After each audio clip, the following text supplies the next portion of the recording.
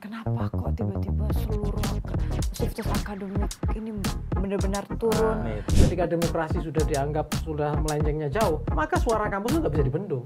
Apa kira-kira yang bisa dilakukan untuk memperbaiki kondisi bangsa ini? Ya saya kira pertama ya jelas tidak ada penyalahgunaan kekuasaan yang diminta itu. Garansi itu dulu. Kalau Anda jadi Pak Jokowi, diserukan sekian banyak pesan dari 50 kampus lebih, apa kira-kira merespon? Problemnya kan ini soal kultur politik dan kultur komunikasi politik, Mas Yogi.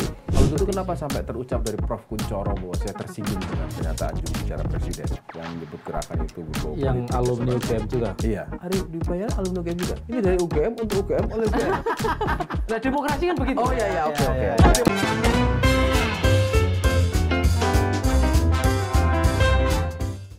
Ketemu lagi di Lanturan, ngelanturnya pasti. Mudah-mudahan relevan. Aku lagi ngecek apa yang lagi tren di media sosial nih. Apa tuh? Ya sebenarnya lagi mempertanyakan kenapa kok tiba-tiba seluruh sivitas akademik ini benar-benar turun Kenalin dulu dong, jangan buru-buru diinterogasi. Oh iya, maaf. Ini kan sangat. Nah, apalagi karena itu. Kalau kemarin rame-rame forum guru besar menyerukan. Ini forum calon guru besar. Kan, yang nasibnya jadi guru besar atau tidak tergantung lanturan hari ini. Nah, Mas Nyarwi. Mas Nyarwi, akhirnya kita ketemu tatap muka. Ada gosip baru nggak? Mas Nyarwi Ahmad PhD, bener nggak gitu? Iya, PhD. PhD gitu ya. Harus pakai PhD. PhD, penting itu, suwe soalnya. Kalau dibaca PhD malah nanti di delivery.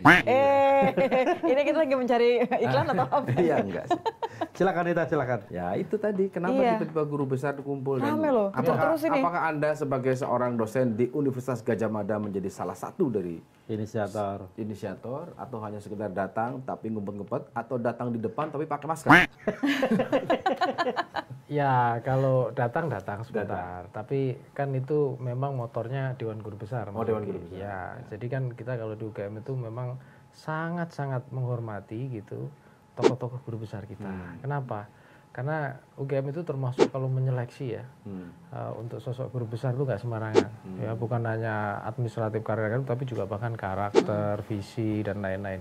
Jadi apa namanya? Kalau dukungan politik? Ya itu sebenarnya nggak terlalu juga. Karena UGM itu relatif otonom juga itu, Gus Takim. Jadi dalam hal akademik ya, saya kira otonomi UGM itu luar biasa dalam hal akademik gitu ya. Artinya struktural apakah itu majelis wali amanat ataupun rektorat tidak bisa ya dalam sejarah perjalanannya mengelola Dewan Guru Besar atau gimana? Aku nggak tahu.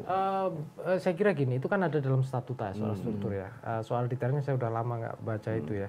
Tapi intinya kan ada banyak senat akademik, ada Dewan Guru Besar ya, terus kemudian ada majelis wali amanat dan juga ada rektorat kan gitu.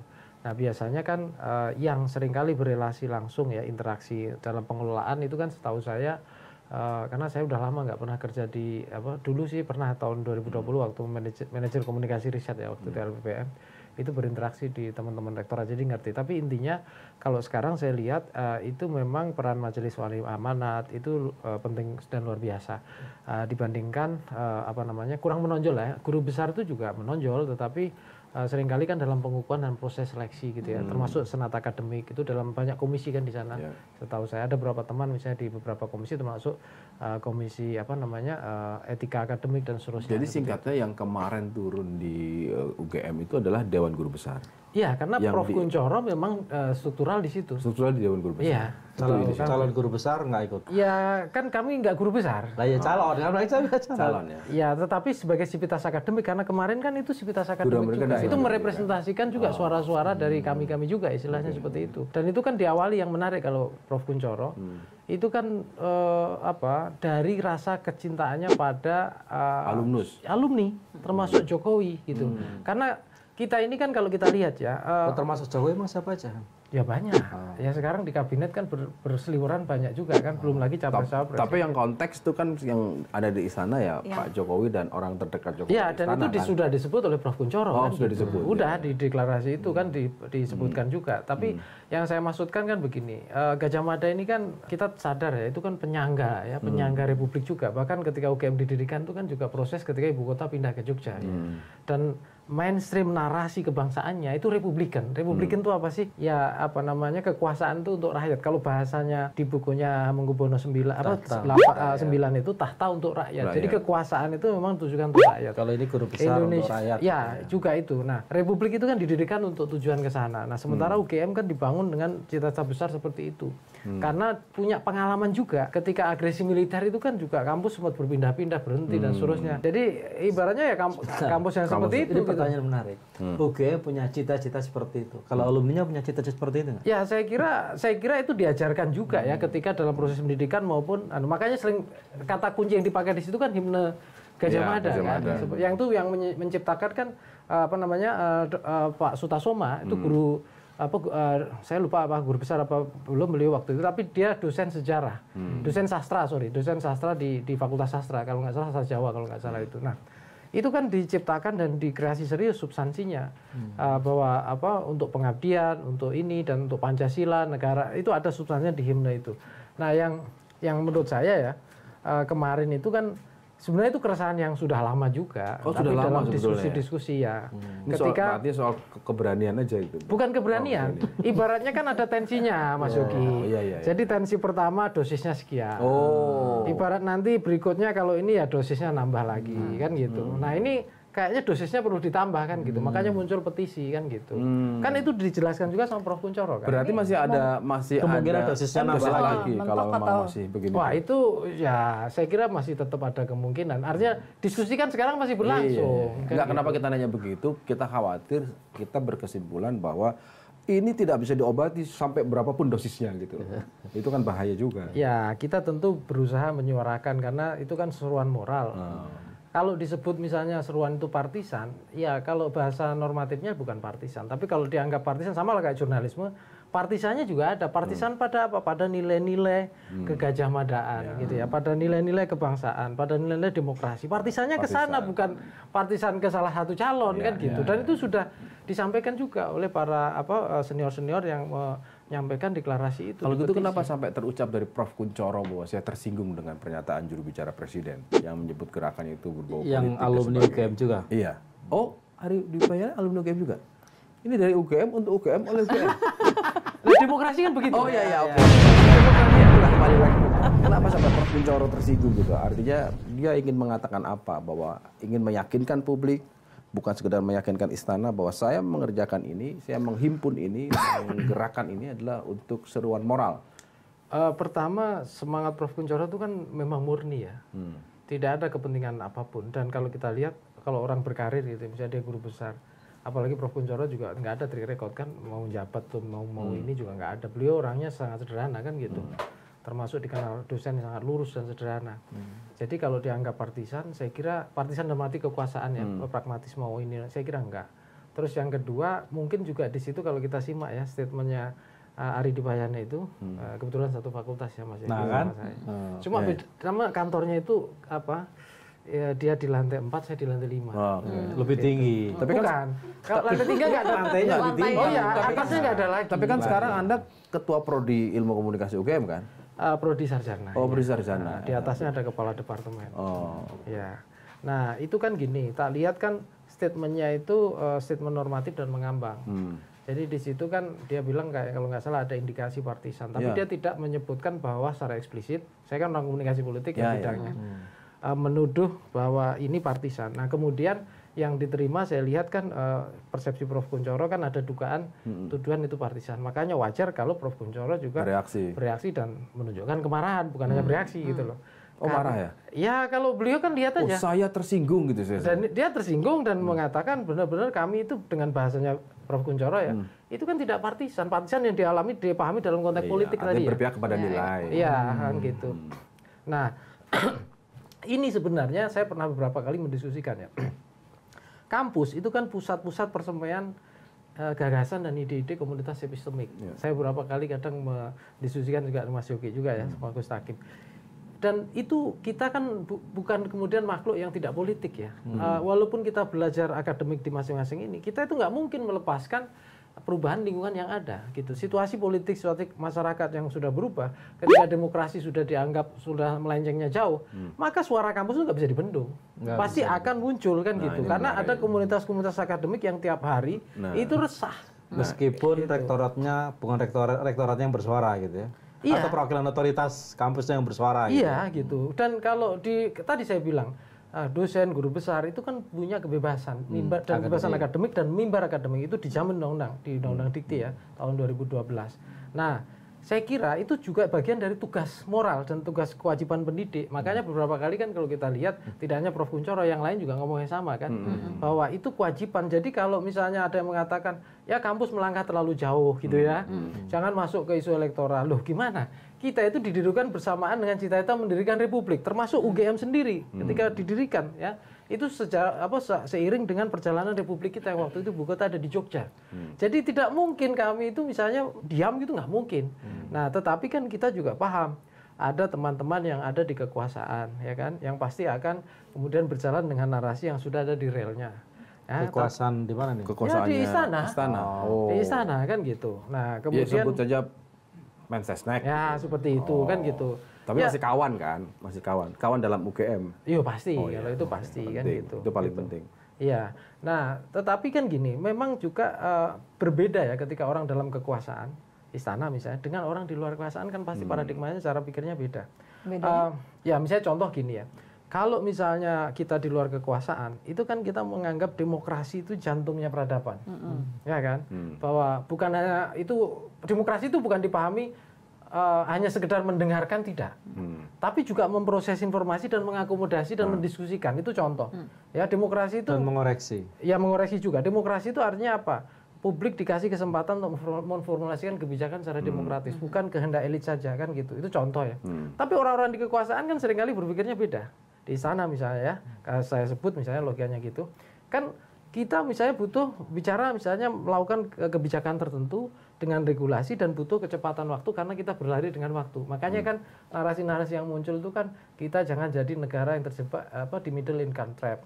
Kita hanya punya waktu sekitar 13 tahun supaya kita Giant leap. gitu. Besar. Bahkan kemudian kan jangan-jangan gitu ya, termasuk proyek pemilu itu kemudian tanpa sadar ini dipahami atau dibayangkan sebagai proyek strategis nasional kan gitu. Sudah. Dianggap sebagai proyek Nah, kan gitu kan. Katanya proyek strategis nasional itu satu putaran. Iya, kan katanya begitu kan gitu. Nah, ini yang tadi saya sebutkan cara pandang yang berbeda. Ya, dalam memahami demokrasi itu sendiri gitu loh. Nah, ini komunitas epistemik, kita mau ikut yang mana kan gitu. Kalau kita mau bersetia bahwa demokrasi adalah hal yang harus kita junjung tinggi, norma dan nilai dan seterusnya, ya tentu jangan disederhanakan sebagai proyek strategis nasional kan gitu. Oke, artinya kalau menurut Bung Nyarwi bahwa gelombang-gelombang seruan, kritik terhadap otoritas kekuasaan dari ini akan terus seperti bola salju. Tidak hanya UGM maksudnya. Tidak hanya UGM. Kita sudah mulai bicara misalnya, soal nasional nih. mereka menilai tidak ada perbaikan misalnya dalam konteks demokrasi yang tadi Bung Nyarwi sampaikan. Ya, kalau tidak ada interaksi, tidak ada mengakomodasi harapan dan gagasan, saya kira itu akan terus bergulir. Kan buktinya itu kan nggak ada koordinasi juga. Jadi ketika para guru besar UGM menyampaikan, yang lain juga muncul kan. Karena publikasi kan. Publikasi dan yang lain merasa terpanggil. Ini kan bahasa merasa terpanggil, walaupun ada tandingannya juga. Asosiasi alumni dan komunitas. Tapi bukan karena kemudian, baru tersuarakan sekarang karena ada tekanan dari pihak lain kan, Mas? Tekanan dari mana? Kalau saya lihat itu ya jujur saja ya, para akademisi, ini pengalaman saya di UGM ya, itu punya mental yang orang nggak takut tekanan. Bahkan istilahnya banyak orang yang bekerja itu sebagai sebuah passion, bukan karena murni takut pekerjaan hilang atau tidak. Pengabdian gitu ya. Ya, dia melihat bahwa itu profesi yang memang sesuai dengan nurani dan nalurinya gitu ya. Nah, termasuk di dunia akademik saya kira begitu sama. Banyak para profesor, apalagi itu beliau itu ya kayak Profesor Kuncoro dan senior-senior itu generasi tua yang ketika dia mengajar merintis itu banyak fasilitas yang sangat minim. Itu pun masih setia dengan pekerjaannya sampai hari ini kan gitu, bayangkan. Kan gitu. Nah, ini yang saya lihat saya kira tidak ada ketakutan sama sekali. Sehingga seandainya pun ada intervensi itu nggak ada gunanya juga gitu loh. Karena nggak bakalan punya efek gitu. Dan itu akan mencederai pihak-pihak yang mengintervensi malah. Merusak kredibilitas dan keyakinan saya. Seandainya ada sekelompok misalnya dari kekuasaan yang melakukan itu, saya kira mereka akan pertimbangkan sangat serius ya. Artinya risikonya jauh lebih tinggi dibandingkan peluang atau manfaatnya yang bisa didapatkan. Kan gitu. Karena itu akan dicatat dalam sejarah. Tapi sebetulnya Presiden Jokowi sendiri pihak yang dituju oleh paling tidak di seruan guru besar UGM kan sudah bilang, ya itu hak demokrasi. Nah, balik lagi kita memahami demokrasi itu apakah sekedar mendengarkan orang mengekspresikan atau juga kita bisa memahami dan merasakan dan bahkan mengakomodasi ya dari pendapat-pendapat itu. Makanya kalau kita simak dari yang statement sampaikan saya karena saya di sini terkait dengan UGM ya. Profesor Kuncoro misalnya itu kan yang diminta bukan mendengarkan tapi merasakan dan menyelami ya, istilahnya merasakan dirasakan gitu. Suara petisi itu namanya voice itu bukan sekedar didengarkan tapi dirasakan kan gitu. Itu kan voice. Ya, jadi terartikulasi lewat perasaan. Gitu. Ya kan gitu. Kira-kira kalau dengan logika misalnya contoh hukum dan seterusnya itu kan ya memang tidak ada dilanggar kan gitu. Tetapi kan kita tahu ada cacat etik misalnya atau pelanggaran etika ketika proses di MMK itu ya. Kemudian kemarin KPU juga ya, DKPP muncul itu sanksi etik ke ketua KPU misalnya. Nah hal seperti ini kan nggak bisa pakai logika hukum saja, tapi kita bisa merasakan gitu loh. Sebenarnya kita pencederaan demokrasi itu sudah terjadi apa belum kan gitu. Kalau sudah ya harusnya bagaimana, kalau belum ya coba aja dilihat apa kira-kira yang dirasakan banyak orang kan tapi gitu. Kalau kepantasan ya aku jadi bertanya-tanya karena ini sesuatu yang bangun dari rasa yang menumpuk tadi gitu kan eskalasinya.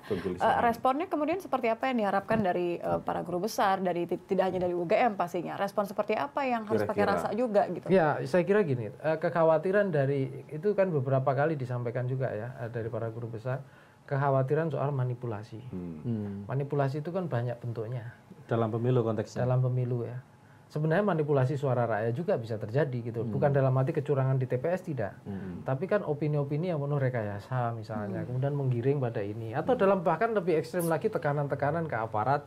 Yang kemudian dari aparat yang kemudian memobilisasi pengerahan untuk memenangkan pasangan tertentu misalnya begitu. Nah ini kan cara-cara yang benar-benar mencederai demokrasi kan gitu. Nah kalau itu terjadi gitu. Nah itu yang saya kira sangat membahayakan gitu. Kasarnya gini, logikanya begini ya. Kalau misalnya nanya ya, tadi kan dikatakan di awal saya pakai patokan yang disampaikan petisi dari Prof Kuncoro dan kawan-kawan senior-senior itu. Mereka kan sayang Jokowi juga sebagai alumni ya. Dan juga sayang kepada yang lain juga, di sana banyak alumni juga. Seandainya ini contoh saja, seandainya Jokowi itu menang satu putaran, Prabowo Gibran yang anaknya Pak Presiden Jokowi itu menang satu putaran, gitu ya. Itu pun sebenarnya tidak ada masalah as long as atau sejauh bahwa itu dijalankan dengan mekanisme demokratis. Etikanya tidak dilanggar. Betul. Nah, problemnya adalah ada potensi karena dia ada dalam kekuasaan kan. Kan gitu. Presiden kan pemimpin tertinggi ya, TNI, Polri dan seterusnya, kepala daerah dan seterusnya. Apalagi kepala daerahnya kalau nggak salah sekitar berapa itu? 40 yang provinsi. Iya, 40 daerah kira-kira. Iya, 40 daerah itu tunjuk langsung dan lama kan gitu. Nah, itu kan ada potensi-potensi, artinya potensi itu bisa sangat mungkin terjadi gitu loh. Makanya seruannya ini sebenarnya kepada semuanya, tapi yang paling mendasar itu paling dekat istilahnya, paling mengena itu ke yang ada di kekuasaan ya, termasuk Presiden Jokowi dan para menteri dan seterusnya. Karena para profesor ini melihat, guru besar ini melihat potensi abuse of power-nya itu sangat tinggi sekali. Sehingga mereka harus turun gunung untuk menyuarakan itu. Ya karena pertama kan jelas ya, tadi ada cacat etik tadi. Yang itu kalau kita baca dari beberapa laporan teman-teman jurnalis, misalnya kayak Tempo, itu kan ada cerita itu kan gitu. Nah berikutnya juga misalnya secara struktural itu ada di kekuasaan dan potensial menggunakan jalur kekuasaan. Nah belum lagi kalau kita lihat misalnya anaknya Pak Presiden dengan Presiden ini kan pasti hubungan darah gitu ya. Seperti itu gitu. Dan sejarah Republik itu belum pernah ada kan. Presiden yang sedang berkuasa, anaknya sedang maju sebagai berarti ini bagus dong, mengukir sejarah. Mengukir sejarah berarti bagus. Ya sejarah yang kayak apa dulu kan gitu. Nah ini yang kalau sejarah yang bagusnya itu kita sangat bangga. Kemudian kalau sejarah ini menjadi cemoan banyak orang, kita juga sayang banget ke Pak Jokowi sehingga ini juga harus kita bantu untuk tetap selalu baik gitu. Secara psikologis UGM sebagai alma maternya Presiden punya tanggung jawab moral dan nggak terima lah kalau kemudian Pak Jokowi jadi bahan olok-olokan. Oh iya dong. Kan sebelumnya prestasinya juga diakui infrastruktur misalnya. Karena sayang jangan sampai. Semangatnya bagus. Hanya kan pertanyaan tadi Nitya itu yang kira-kira praktisnya bahasa gampang itu harus bagaimana? Sampai kapan Presiden harus berhenti atau hanya menghimbau?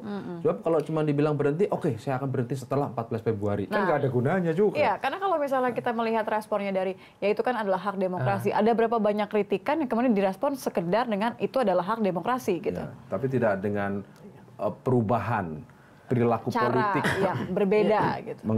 Ya ini kan balik lagi terkait dengan pilihan-pilihan mengelola kekuasaan sama karakter yang ditunjukkan dalam mengelola kekuasaan. Sebenarnya itu salah satu hal yang terkait dengan kekuasaan itu sebenarnya paling menonjolkan karakter, Mas Yogi, Nitya, Gus Takim. Nah, ketika orang, makanya kan beberapa kali itu jadi dikutip ya pernyataan Abraham Lincoln itu. Salah satunya misalnya kita bisa simak waktu John Bercow itu mantan Speaker Parlemen UK, kemudian welcoming speech ke Obama itu kan dia mengutip statementnya Abraham Lincoln kan. If you want to test the man character di masa itu, karena bukan bias gender, the man character, give him power. Ketika kita pengen mengetes karakter seseorang, maka berilah dia kekuasaan. Nah, sekarang kita lihat ketika diberi kekuasaan kayak apa penggunaan kekuasaan. Apakah digunakan pada on the track, membangun bangsa, kemajuan dan seterusnya. Sudah dilakukan Pak Jokowi. Ya, tapi kan ada orang nanya juga, atau justru untuk mengawal kelanjutan dinasti. Nah, itu kan bisa aja orang nanya gitu kan. Jadi concernnya adalah final battle nih, maksudnya pertarungan terakhir karena di ujung supaya tidak cacat di ujung, atau justru malah lebih besar kekhawatiran jangan sampai ini membuka pintu baru yang jauh lebih tidak terbayangkan lah kira-kira gitu. Ya, itu kan cukup mengkhawatirkan kalau misalnya Indonesia ini kita sudah 25 tahun berdemokrasi gitu ya. Kita 25 tahun lalu kita capek-capek ya mengoreksi dari rezim otoriter ke sistem demokrasi, balik lagi muncul wajah baru. Ya, memang seakan-akan demokratis mekanismenya. Tapi kan sistem demokrasinya tidak ada, karena apa? Cenderung otokratik gitu loh. Karena siapapun di kekuasaan tuh ada peluang merekayasa gitu untuk kemudian menciptakan sistem yang sebenarnya otoriter gitu loh. Kira-kira gitu. Nah, itu yang berbahaya. Nah, kita juga perlu catat nih ya Gus Takim. Ini kan Pak Jokowi ini kan pemimpin dari rakyat, pemimpin populis. Nah, ada memang kecenderungan di berbagai belahan dunia di mana pemimpin populis ketika berkuasa itu di ujung atau di puncak kekuasaannya itu otokratismenya itu cenderung muncul. Memang ada gejala itu. Ya ada di beberapa negara di Eropa Timur misalnya seperti itu gitu. Ya sekarang gini, ya Putin juga sama. Putin kan cukup populis juga ya. Bahkan kalau kita ngomong Xi Jinping juga populis juga. Ya, tetapi kemudian Narendra Modi juga populis juga. Tapi kemudian cenderungnya karena punya gagasan yang menurut versi dia itu luar biasa. Itu kemudian dia nggak rela digantikan gitu ya. Ya, makanya Putin kan beberapa kali dia pernah jadi perdana menteri, balik lagi jadi presiden, itu cara memperpanjang kekuasaan.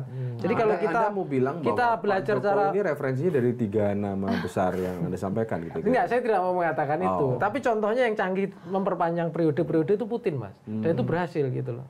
Kan kira-kira sama. Kalau dilihat gelagatnya dari awal, mulai dari menarasikan 3 periode, kemudian perpanjangan masa jabatan dengan dalih ada COVID. Kemudian terakhir ya dipaksa masuklah anaknya yang banyak orang menyebut 2,5. Kok Mas Yogi bilangnya dipaksa sih? Loh kan dipaksa 2,5.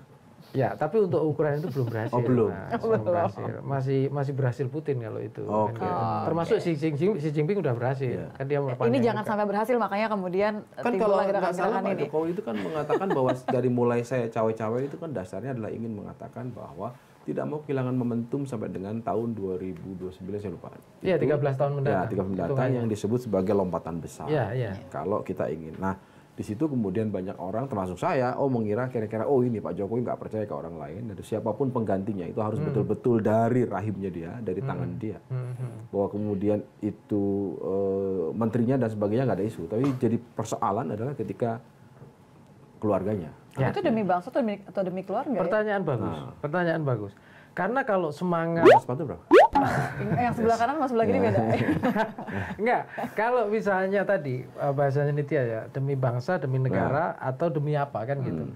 Kalau bicara populisme yang masih murni, maka dia akan demi rakyat, demi bangsa dan seterusnya. Dan pemimpin populis itu memang narasinya akan seperti itu dan dia punya konsistensi karena populisme lahir untuk ke sana. Jokowi sebagai bentuk populisme juga. Populisme kan? Iya. Tetapi problemnya adalah ketika populisme ini berkelindan dengan kepentingan dinasti politik keluarga. Nah ini yang kemudian ada unsur mencederai demokrasi secara rasa demokrasi loh ya. Itu pernah ada diskusi dan mengatakan itu kan persepsi. Sebetulnya kan Pak Jokowi itu kan mengatakan yang paling utama adalah demi rakyat, bahwa kemudian harus melalui anaknya itu kan kemudian caranya. Itu kan sebagai bentuk tanggung jawab. Jokowi sebagai pemimpin rakyat. Karena itu tanggung jawab besar pemimpin rakyat. Sehingga biar keluarga saya bertanggung jawab menempatkan resikonya. Ya, tapi kan balik lagi kalau kita bicara demokrasi itu kan kemudian kita percaya pada sistem. Sistem salah satunya ya sistem tata negaraan, termasuk sistem pemilu, sistem partai politik juga. Konstitusi menegaskan kan harus melalui partai politik, misalnya capres-capres diusung partai politik. Harus ada syarat diatur di undang-undang pemilu. Kemudian muncul kan soal pencederaan itu, etik dan sebagainya dalam proses pencawapresan Gibran. Dan sekarang kemarin Ketua KPU dinilai cacat etik karena soal menerima itu. Itu contoh. Tidak cermat. Tidak cermat dan seterusnya itu. Nah, makanya itu tadi saya katakan kita sama-sama memahami demokrasi ini. Demokrasi dalam artian apa? Ya, apakah nilai dari demokrasi, kesetaraan dan seterusnya untuk tujuan misalnya membangun bangsa yang lebih baik, ya, generasi emas dan seterusnya, atau gitu ada hal-hal lain. Kita memahami demokrasi itu hanya berhenti di demokrasi elektoral, pemilu saja. Itu pun kita reduksi lagi, pemilu sebagai bagian proyek strategis nasional. Turun lagi kan udah, gitu loh. Karena apa? Ya kan gitu. Karena kan proyek strategis nasional. Ya kan gitu. Karena apa? Karena kalau kita turun terus begitu kan ini luar biasa tereduksi. Nah, saya contohkan Mas Yogi, Mbak Ditya, Gus Takim. Kita ini kan belum sepenuhnya demokratis, banyak yang sudah ngomong kan ketika kebijakan-kebijakan strategis nasional atau apapun itu dirumuskan, prosesnya diragukan, proses demokrasinya. Banyak lah yang ngomong misalnya undang-undang Cipta Kerja gitu ya, KPK ketika di ini revisi undang-undang KPK gitu. Belum lagi kalau kita banyak lagi misalnya melihat sejauh mana ada yang paling baru. Apa tuh? Revisi undang-undang desa. Itu ini juga baru nih lagi banyak yang bahkan undang-undang yang DKI di mana gubernur tidak juga misalnya tidak dipilih misalnya seperti itu banyak sekali.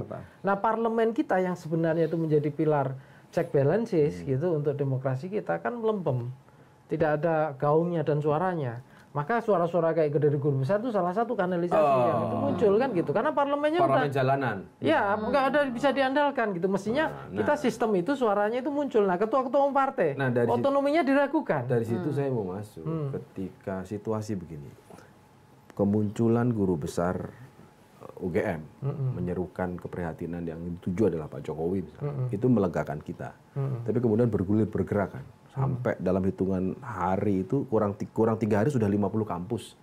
Ya kan, dan kemudian akan terus bergerak. Expose media juga cukup tinggi. Sebagai pakar ilmu komunikasi politik melihat sementara situasi yang bersamaan Pak Jokowi ini sangat percaya diri karena tameng dia adalah approval ratingnya masih tinggi. Nah, gitu loh. Sehingga yang harusnya kampus dekat dan jadinya masyarakat itu sekarang jadi begini.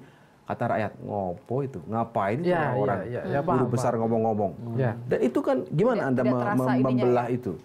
Karena ini persoalan bangsa loh. Lagi ini bukan persoalan seorang alumni dengan kampusnya, tapi soal bangsa.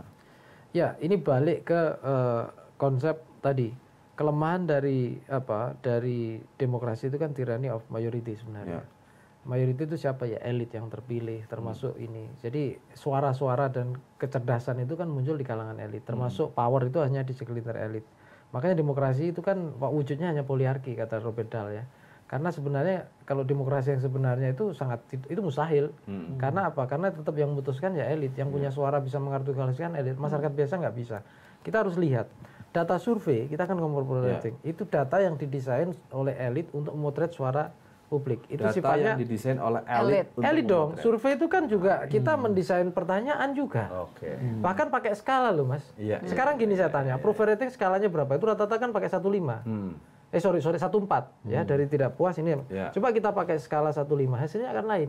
Karena ada yang tengah tadi. Skala pengukuran. Iya dong, kan gitu. Saya beberapa kali juga pernah bikin simulasi kayak gitu. Tapi kalau kalimat desain itu kan ada tujuan tertentu Anda dong. mengatakan bahwa dalam konteks kekuasaan, dalam konteks elit yang namanya angka popularitas dan sebagainya atau approval rating itu bagian yang sangat mungkin dimanipulasi dan dikelola.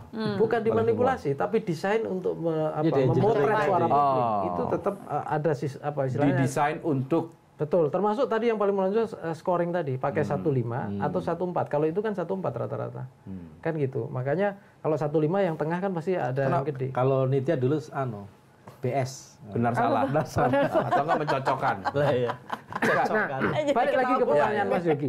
Oke, balik lagi ke pertanyaan Mas Yogi. Nah, itu menempatkan elit betul masyarakat suaranya itu kan kita potret masyarakat dalam posisi sebagai pasif ya. Sementara yang tadi itu segelintir elit termasuk kampus menyuarakan itu memang suara kaum terdidik elit. Dan kalau kita bicara kaum terdidik, Ya kalau tidak ada kaum terdidik, Mas Yogi, republik ini nggak ada, Mas.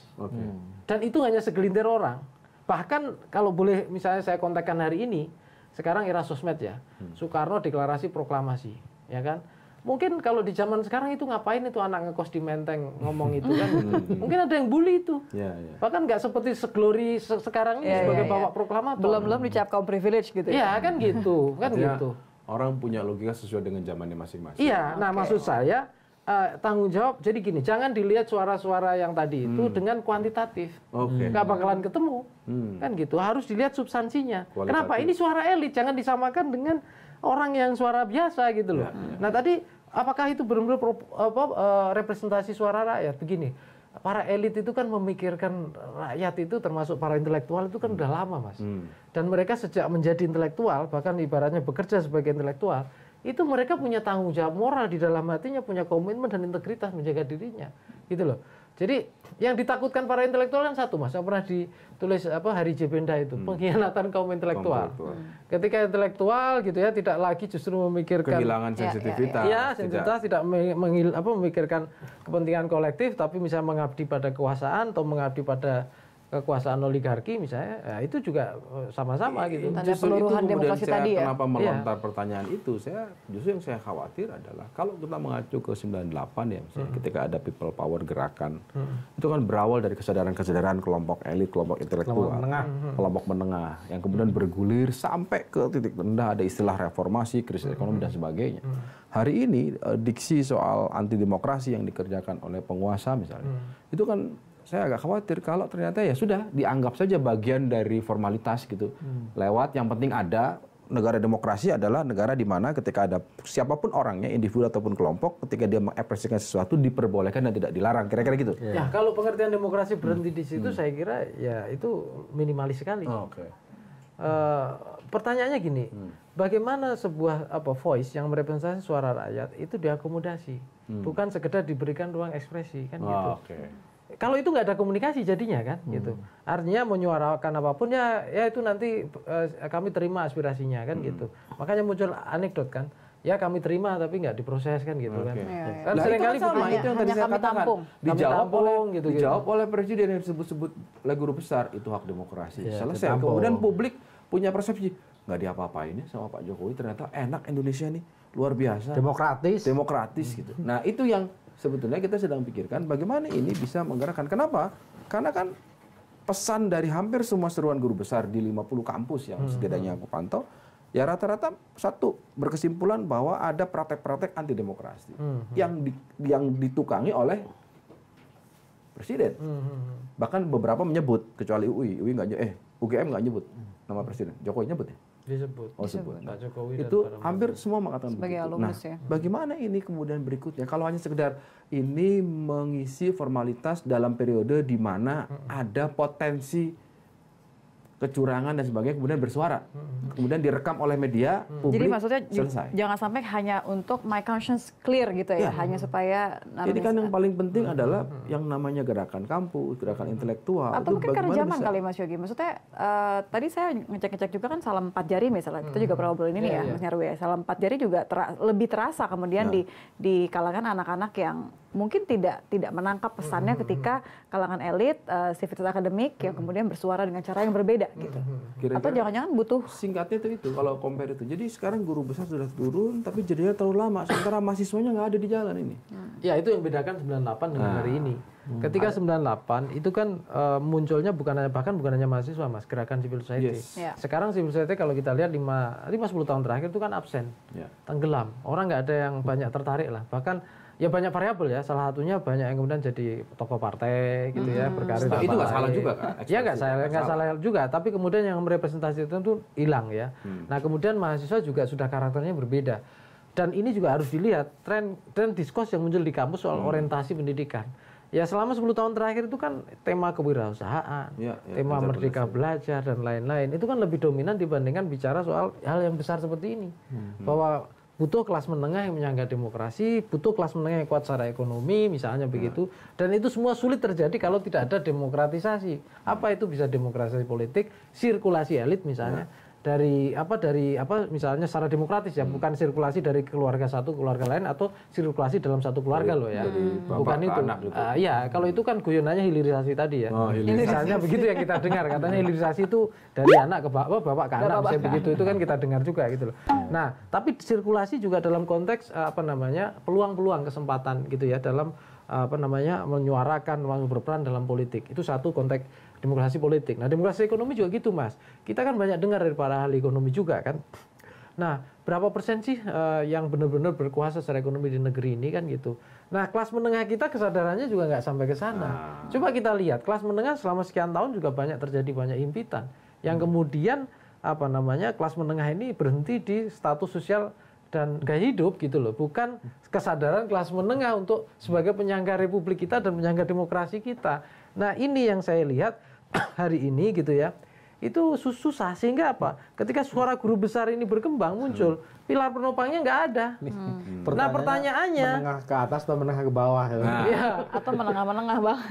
Nah, kalau itu nggak ada, Mas Yogi, balik lagi suara itu hanya menjadi suara-suara di angkasa saja. Ini poin itu ya tadi. Jadi noise. Saya mau bertanya kenapa? Karena dalam konteks komunikasi politik sejauh yang saya tahu kan, ketika pesan itu disampaikan kepada khalayak luas, inti yang ingin dilihat ya bukan sekedar dipahami, tapi kemudian direspon, dan kemudian ada perubahan perilaku secara kolektif kan itu.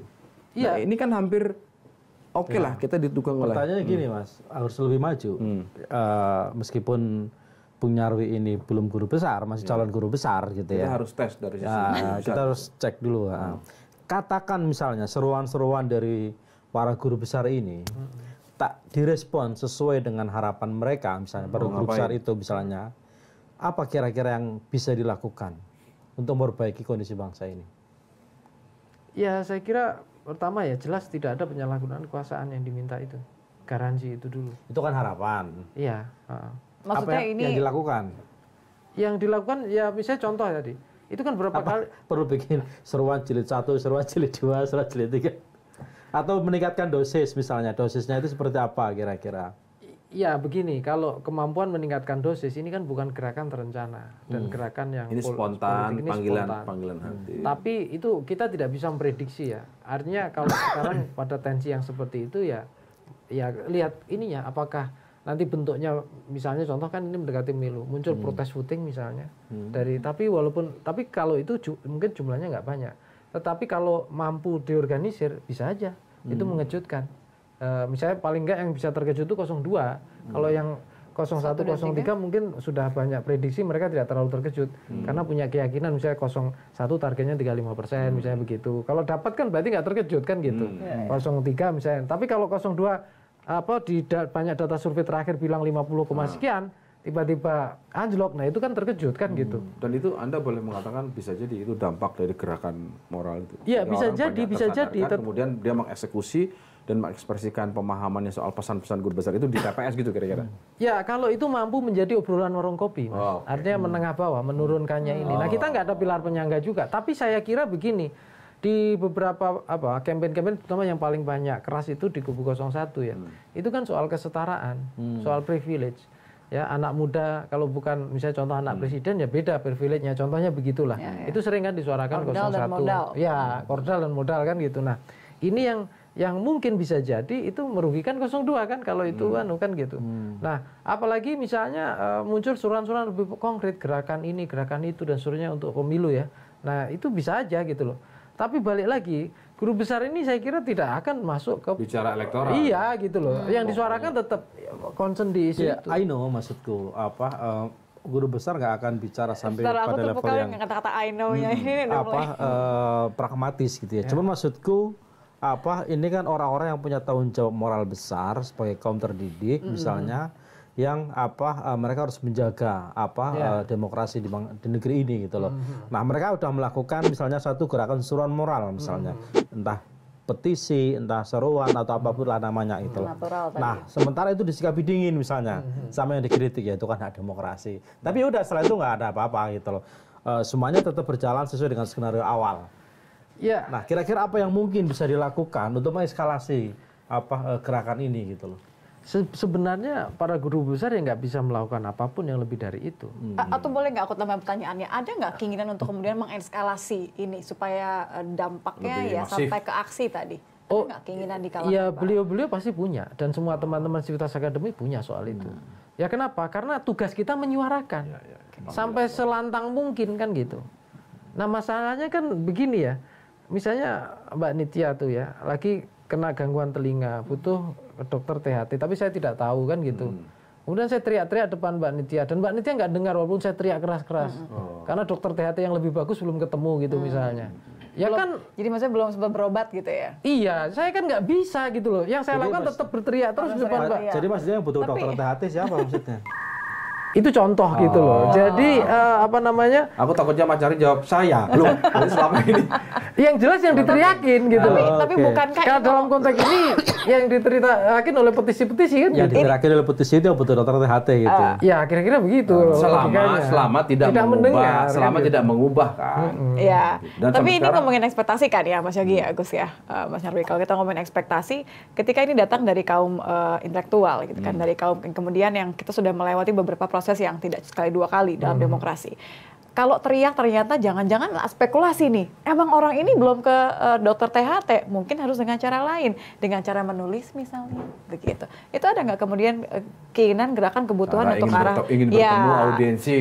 Lagi-lagi kita kan pengennya kan berefek ya. Begini, dalam konteks komunikasi itu kan memang banyak cara. Kita ngomong langsung, ya. Kemudian dituliskan, ya. Pertanyaannya, kalau misalnya itu ditulis tapi nggak dibaca. Ya bisa aja. Ternyata perlu ke dokter yang lain. Berarti juga. Selain dokter THT juga dokter mata. Iya bisa jadi. Kayak saya ini kan. Dua. Ada dua jadi kebutuhannya. Ini kita ngomongin apa ini? Makanya. Ini kan persoalan bagaimana direspon. Kan kita tuh ini kan. Ini kita tuh nanya ke seorang Nyarwi Ahmad PhD, bagian dari ya kan keprihatinan guru besar dan Civitas Akademika UGM yang tadi sudah menjelaskan bahwa ini adalah panggilan dan kewajiban moral dari para akademisi. Iya, ini penting ini. Gus Takim ingin bertanya, terus kalau nggak direspon cuma dijawab itu hak demokrasi.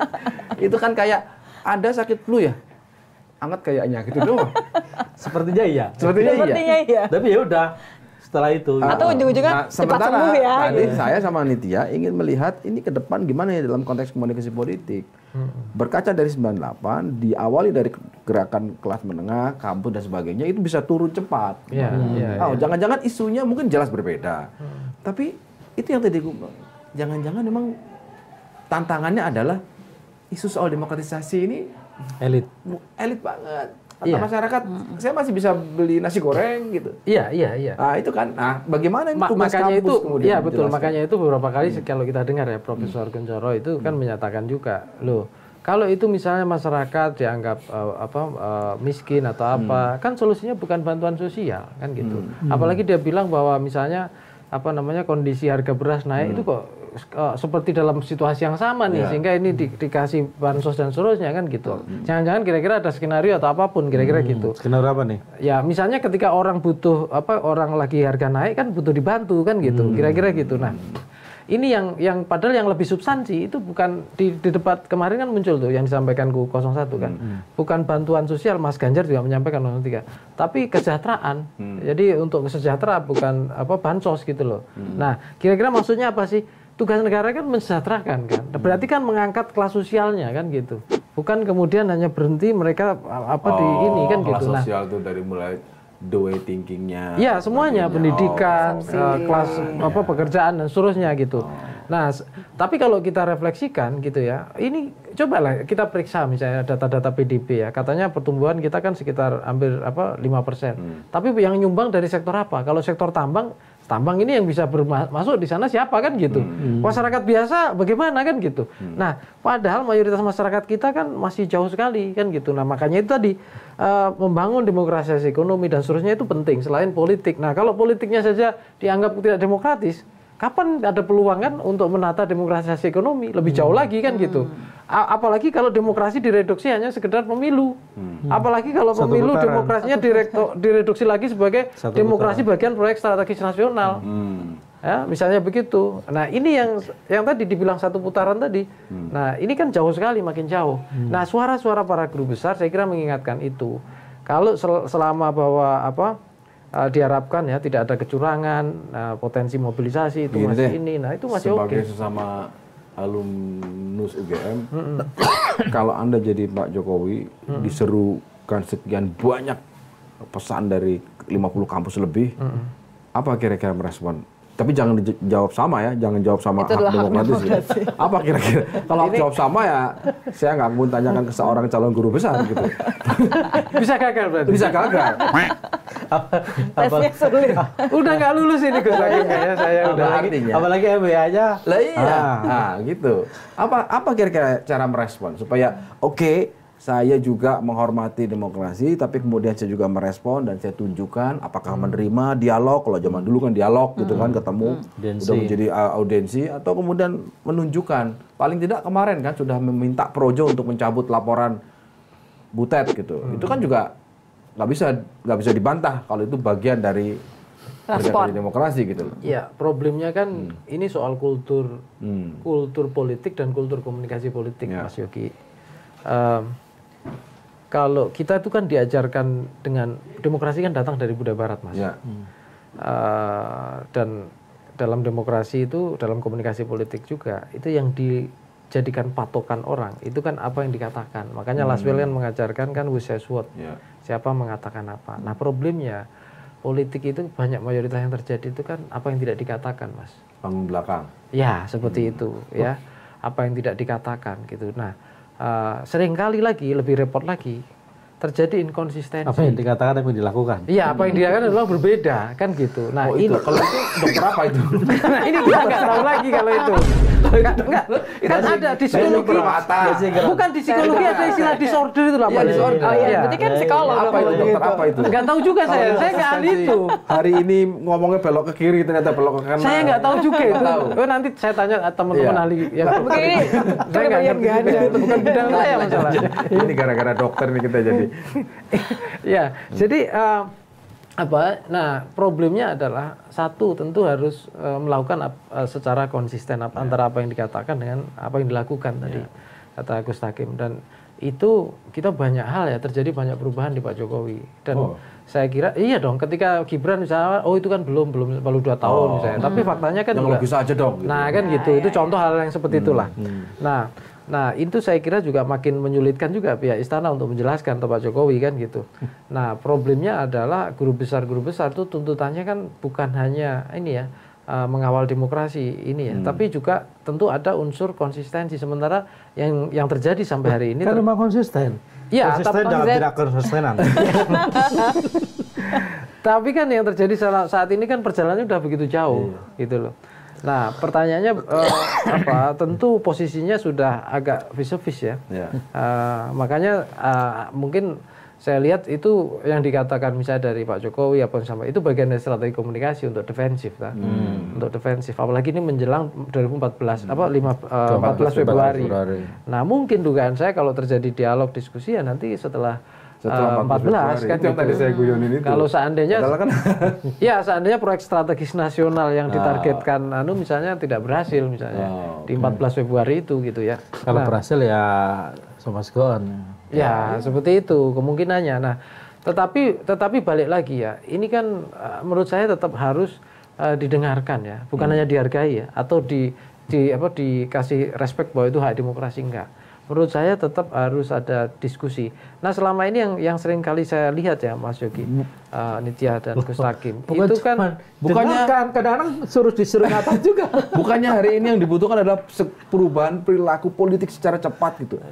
Yang paling tidak itu ditunjukkan bahwa kembali kepada posisi negarawan, ya kan, tidak lagi mencampuri dengan cara apapun gitu, tidak lagi mempertontonkan di depan publik, di depan timnya dan sebelum tanggal 14 misalnya gitu. Ya, artinya itu kan kira-kira esensi bahasa gampangnya dari guru besar itu kan. Sudahlah Presiden Pak Jokowi, alumnus UGM yang paling tercinta gitu kan, yang dicintai, gitu, Betul. Pertanyaannya apakah itu akan realistis dilakukan dalam hitungan analisis real? Menurut saya nggak akan dilakukan oleh Pak Jokowi. Nggak akan dilakukan. Ya karena secara dalam arti politik untuk istilahnya political marketing itu kan tidak menguntungkan tim yang bekerja di 02 yang membutuhkan persepsi publik bahwa Pak Jokowi itu luar biasa ya di belakangnya Prabowo Gibran kan gitu.